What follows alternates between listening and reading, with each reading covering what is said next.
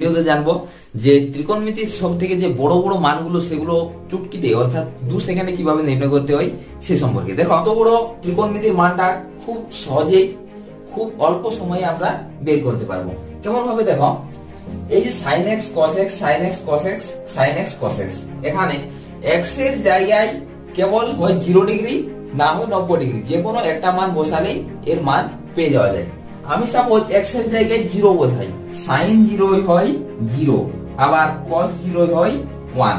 ওকে, তাহলে দেখো তো এখানে 4 ইনটু sin 0 এর মান 0 cos 0 মান 1, তাহলে 1 টু দি পাওয়ার x সমান 1 হয়, প্লাস 10 ইনটু sin 0 কি হয় 0 cos 0 এর মান 1, তাহলে -1 তার স্কয়ার মানে কি +1, তাহলে 10 ইনটু 1 প্লাস এখানে sin 0 এর মান কত 0 আর cos 0 এর মান কত 1, তাহলে 8 ইনটু